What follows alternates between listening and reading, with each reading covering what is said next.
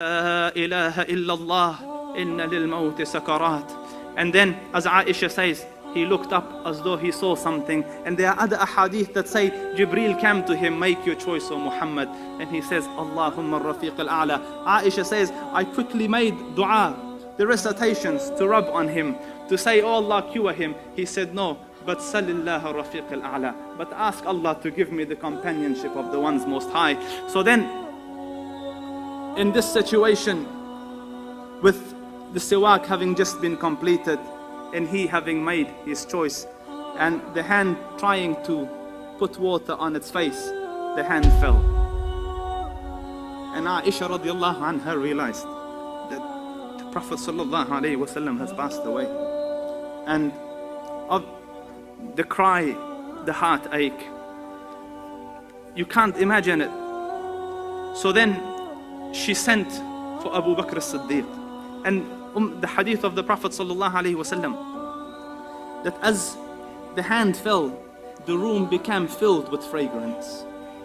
A smell, a perfume, a scent covered the room. And Salama says, I placed my hand on his chest, and because he's in fever and sweating, and I lifted my hand, and Jum'ah came and Jum'ah went. I used to eat and make wudu, and the perfume and the scent of that perfume wouldn't go away. And this is the sunnah of the Zul Arsh al-Majid. When a righteous soul departs, the angels wrap it in a cloth perfumed with the most elegant of perfumes, and the perfume covered the room. And then Hafsa radiallahu anha sends for her father Umar ibn al-Khattab. Aisha sends for her father Abu Bakr as-Siddiq, who is 1.5 kilometers away. So the first one to enter the room after the death of the Prophet sallallahu alaihi wasallam is Umar radiallahu anhu. Aisha says he knocked and asked permission because it's the house of Aisha. So she says, I gave him permission, and look at the detail, and pulled my hijab over me. In the time of gham, yes, in the time of gham. Why aren't you beating yourself for Aisha? Your Habiba has passed away, because this wasn't the teachings of the Rasul. They took the gham and the hum and the difficulties with Islam, with the call that Allah Rabbul Izzah had left for them. So she covered herself. And Umar came with another Sahabi, and Mughira ibn Shu'bah. So he came and looked at the Prophet sallallahu alaihi wasallam, and he said, wa ghashiyah, and another, wa ghashiyatah. Oh, so unconscious, so deeply unconscious. You are so unconscious. And then he stood up and tried to come out of the house. And Mughira said, Ya Umar, mata Rasulullah. He is not fainted, he has died. So he said, Kadhabt, you are lying. You are lying. Innaka rajulun tahushuka fitnah. You're a person that fitna has engulfed. The Prophet won't die. He has gone to his Lord and will return as Musa returned, and he will cut the right hands and the left legs of those munafiqs who say he died. He can't accept the death of the Prophet sallallahu alaihi wasallam, and in his denial he took out his sword. Whoever says the Prophet died, I will cut his neck off. Or the Prophet hasn't died. And he's shouting in the middle of the masjid, in the middle of this commotion, and the people have gathered around him.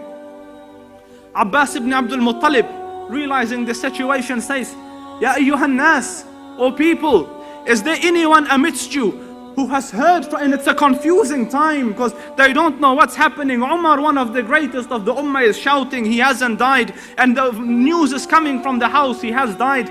So Abbas ibn Abdul Muttalib stood up, O people, is there anyone who has heard anything from the Prophet to the effect that I won't die? And they said no, and Umar said no. So then Abbas ibn Abdul Muttalib said, I make you witnesses over yourselves that Allah Rabbul Izzah, no, the Prophet has given any guarantee that he will live forever. As such, the Prophet sallallahu alaihi wasallam has died.